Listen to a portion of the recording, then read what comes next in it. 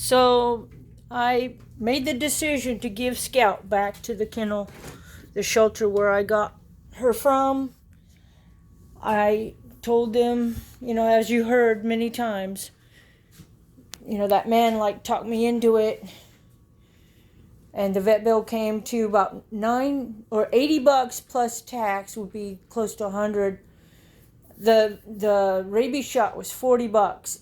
I went to the pawn shop yesterday and pawned some jewelry so I could get gas to go over to the vet. The vet was free, but then they'll tell you what shots and stuff are needed. She needed a bunch more shots. She needed rabies and all kinds of stuff. So, and I told them when I picked her up, and I said, okay, I'll take her home, he's talking me into it. Okay. And I said, I'm just here to deliver pizza. I'm not here for an animal. So everybody kind of knows that story already. So she's back at the shelter. They've named her Callie, like California, but Callie, Cali. She most likely will get adopted pretty quickly. There's nothing wrong with her. It's just me not having money. If I had money, I'd still have her. But I don't have a good job anymore, and I'm not making excuses. I'm just saying this is my situation now. And so I scrubbed, cleaned the floor. Those panels, I took them, they're back over there. I took them out, washed them both sides, and they're laying over there to dry. And I just, tried to clean everything. Put the cat's water back. Went ahead and just put that there. Cat toys, dog stuff, her shark, her toys. My biggest problem is just money. I'm not making excuses. I'm just saying, So I cleaned things up, and I can't see myself getting another animal because it just comes down to financial. I love them. I would take care of them forever. Maybe somebody could sponsor me, pay the vet bills for me, $200-300 each time I go to a vet. But I don't think people do that. I don't think they sponsor. They have, that's her manatee. I could give it to another. It's brand new. So, they have low cost. They were giving me all kinds of papers just saying, oh, here's a low cost,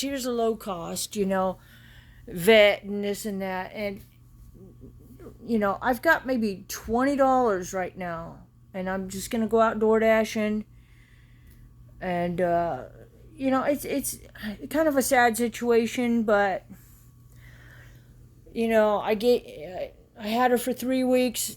I loved her. She chewed, of course, everything, and that's what puppies do, and I know that. I could live with some stuff, and there was pee all underneath the paneling. I took everything out. I pulled this whole thing out, cleaned, bleached, everything. So, that's not really the biggest problem. The biggest problem is coming up with money to pay for all the shots and the vet bills. That's my biggest problem. So, I'm going to have to just be a little bit tougher, If doing DoorDash, people have tried to give me animals before. They've given me animals, and I just have to be tougher. I told my neighbor, no, I don't want 6 kittens. And she didn't like that answer, but I cannot really just afford it. I really can't afford it. This little guy, he's gotten all his shots and everything. He's fixed.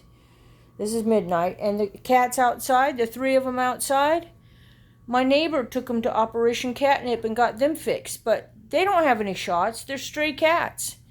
They've never had any shots, as far as I know. So anyway, all right. So, I'm sorry to that puppy, but, sometimes I get myself stuck in situations, and it just, giving her back was like ripping off a Band-Aid, man. It hurt. But I shouldn't have gotten into it in the first place. I told him no several times. It's that man. That man's aggressive. And when I went to give her back, they said, he doesn't even work here. He works in Jacksonville. Like, they probably wouldn't pressure, high pressure. He was like a high pressure salesman. But anyway, that's what they were saying too, that, that he's pressuring people to take animals. So anyway, she's going to get the proper home. And she's still young. She's like 4 months.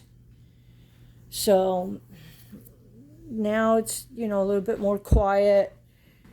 And, I love her. I could live with a lot of stuff. And I kept saying, no, no, no, don't chew that. Don't do that. Don't chew this. Don't chew that. Don't chew my phone, the power cord to my phone. I'm covering things up, trying to hide things, moving things. I moved the bed so she could get up on it, but it just, unfortunately, it just comes down to money right now. I used to have a good job, $700 to $1,000 a week trucking, but I do not have that now. I might make about $300 a week now, and I've got bills still, car payment, property taxes, car insurance, roof payment. I'm pretty much stressed out, maxed out. Credit cards, done. They've been used. So anyway, I'm sorry it didn't work out, but I think it's going to work out for her. Just going to keep watching that Facebook page, and she'll find a home. She's such a cutie. She'll make the perfect family, She'll be with people, more than one person, and people that can, $300 is nothing. $200, $100 is nothing. They could pay that easily. So unfortunately, that's just my situation. So today I had to just give her back. And that guy wasn't there. He was from Jacksonville. So he went back up to Jacksonville. He's the one that ordered the pizza. I guess it's his idea. Hey, let's give an animal to the pizza delivery person. Even though I didn't come there specifically for an animal. It'd be different if I came for an animal. Like, hey, what do you got? I want one. I've got tons of money, It'd be different. But all of a sudden it's like, hey, used car salesman. I'm like, dang, man. So anyway, yeah, it's kind of sad. It's quiet. But poor little baby girl. I'm sorry, honey.